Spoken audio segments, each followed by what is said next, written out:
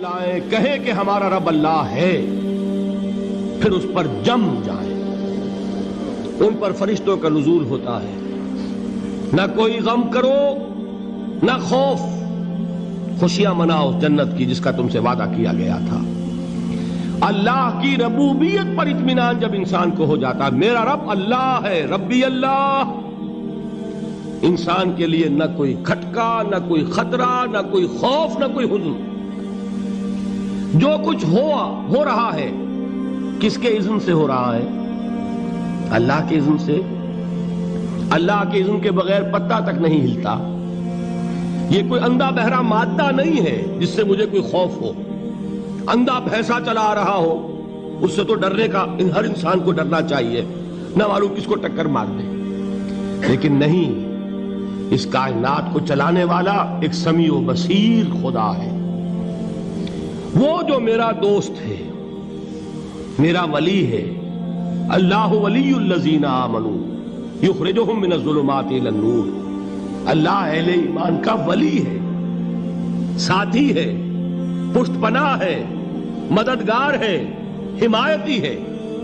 بتائیے جسے یقین ہو جائے کہ اللہ میرا مددگار، اللہ میرا محافظ، اللہ میرا پشت پناہ، اللہ میرا حمایتی، اس کے لیے کوئی خوف ہوگا؟ اس سے کوئی ڈر ہوگا؟ میں مثال دیا کرتا ہوں ایک بہت سادہ، پنجاب کے دیہات کی۔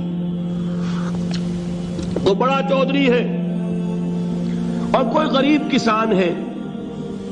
اس غریب کسان کے جانوروں کو ہر وقت اندیشہ ہوگا چوری کا، کوئی میری بھینس کھول کر نہ لے جائے، کوئی میرا بیل کھول کر نہ لے جائے۔ لیکن جس کے بارے میں یہ سب کو معلوم ہو کہ وہ جو بڑا چودھری ہے وہ اس کا دوست ہے، اس کی بچیا کو کوئی خوف ہوگا؟ اس کی بھینس پر کوئی ہاتھ ڈالے گا؟ اسے کوئی اندیشہ ہوگا؟ نہیں۔ کیوں؟ کہ وہ بڑا چودھری، بڑا اس کا یہاں کا سردار، جاگیردار، سب کو معلوم ہے وہ میرا دوست ہے، کوئی میرے خلاف اقدام نہیں کر سکتا۔ اس دنیا میں یہ چھوٹی سی بات اگر آپ کے دلی اطمینان اور سکون کا باعث بن سکتی ہے تو ذرا تصور کیجئے۔ میں لفظ تصور استعمال کروں گا صرف اس لیے کہ اس کا ہم جس کو کہتے ہیں ادراک اور شعور کر نہیں سکتے، اگر کے ساتھ کر سکتے۔ اگر یقین ہو کہ اللہ میرا مددگار اور یقین ہو کہ اللہ ہر آن میرے ساتھ ہے، پھر کوئی خوف؟ کس کا خوف؟ کوئی شے اللہ سے بالاتر ہے؟ کوئی قوت اس سے زیادہ طاقتور ہے؟ کوئی اس کے ارادے کو بدلنے والا ہے؟ کوئی اس کی مشیت کے آڑے آنے والا ہے؟ یہی بات ہے جو حضور نے فرمائی۔ یہ ایمان کا حاصل ہے لب لباب،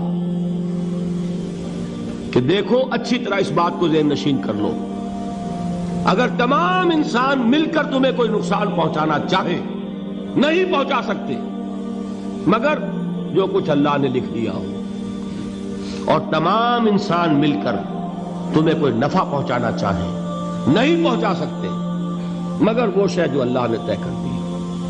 آپ پھر میں کہوں گا ذرا طاری کیجئے، اسے فرض کیجئے، اسے سوچئے۔ اگر اس حدیث پر ہمارا دل ٹھکا ہوا ہو تو کسی سے ڈر ہوگا؟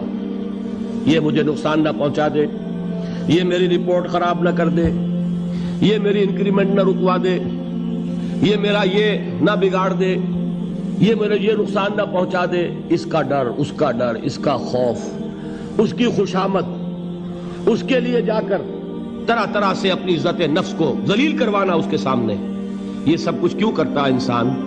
جب سمجھتا ہے کہ اس کے ہاتھ میں میرا کوئی نفع ہے، اس کے ہاتھ میں میرے لیے کوئی ضرر ہے، یہ مجھے کوئی غضب پہنچا سکتا ہے، یہ مجھے کوئی نقصان پہنچا سکتا ہے، یہ میرا کوئی کام بنا سکتا ہے، یہ میری کوئی ضرورت پوری کر سکتا ہے، اسی کا نام شرک ہے۔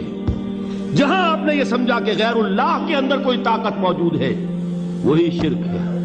بتوں سے تجھ کو امیدیں، خدا سے نومیدی، مجھے بتا تو صحیح اور کافری کیا ہے؟ شرک تو یہ ہے۔ جس پر بھی تمہیں یہ خیال ہے، کلمہ ہے یہ کلمہ سوم، لا حول ولا قوت الا باللہ، ذرا اس پر دل کو کبھی اگر آپ تصور کریں، پھر فرض کریں، دل ٹھک جائے اس پر، کوئی طاقت نہیں۔ یہی بات تھی جو شیخ عبد القادر جیلانی رحمۃ اللہ علیہ نے اپنی وصیت میں اپنے بچے سے کہی. 11ویں دینے والے ہیں، لیکن حضرت شیخ عبد القادر جیلانی کی وصیت اور تعلیمات کو کتنے لوگ ہیں تم جانتے ہو؟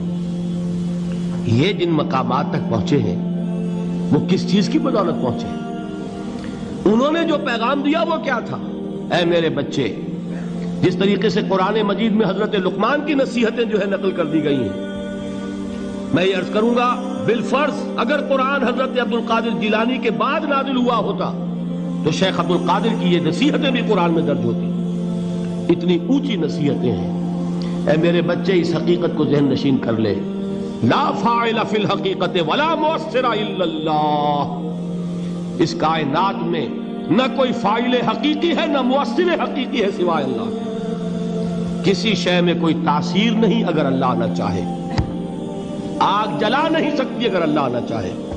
پانی ڈبو نہیں سکتا اگر اللہ نہ چاہے. زہر ہلاک نہیں کر سکتا اگر اللہ نہ چاہے. کوئی چیز فائدہ نہیں پہنچا سکتی اگر اللہ نہ چاہے.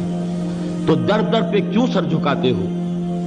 در در پر کیوں جبیں سائی کرتے ہو؟ سب کے سامنے کیوں ہاتھ پھیلاتے ہو؟ ایک اللہ سے مانگو.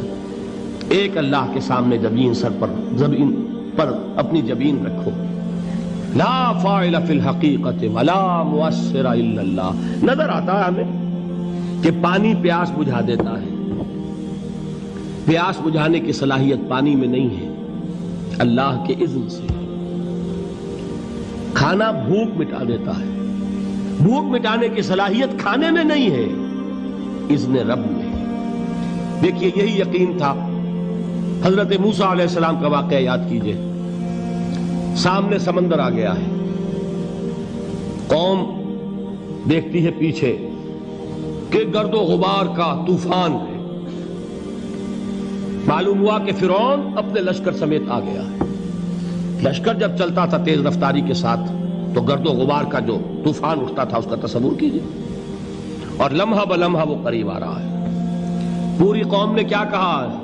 اے موسیٰ انا لمدرکون. اے موسیٰ ہم کو پکڑے گئے.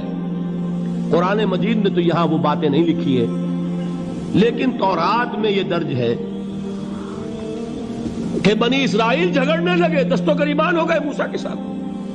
موسیٰ ہمیں یہاں مروایا لا کر، اس سے تو ہم ہی بہتر تھے.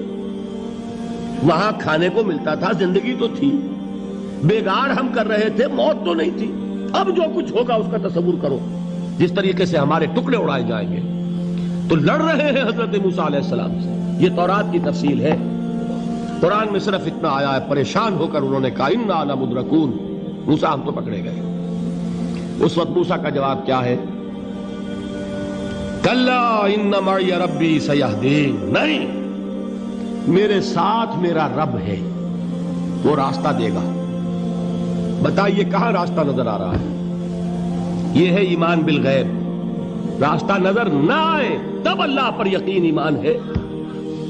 جیب میں پیسے ہوں اور تب دل کو اطمینان ہے تو ایمان کس پر ہوا؟ پیسے پر، اللہ پر نہیں. جب وسائل و ذرائع نہ ہو اور پھر یقین ہو کہ اللہ مسبب الاسباب ہے، وہ اسباب کا پابند نہیں ہے، وہ اسباب کا محتاج نہیں ہے، اسباب اس کے محتاج ہیں. اگر یہ یقین ہے تو اللہ پر ایمان ہے. یہ نہیں ہے تو تمہارا ایمان اسباب پر ہے، وسائل پر ہے، ذرائع پر ہے، مادیات پر ہے، اللہ پر نہیں. اس وقت کہاں راستہ تھا؟ کوئی راستہ تھا؟ سمندر ہے اور ادھر سے لشکر آ گیا ہے. کلا ان معی ربی سیہدین. اب دیکھیے ایمان کہہ دینا آسان ہے، ہوا معکم اینما کنتم. جہاں کہیں بھی تم ہوتے ہو اللہ تمہارے ساتھ ہوتا ہے. لیکن اس کا یقین قائم ہو جائے تو زمین و آسمان کا فرق واقع ہو جائے.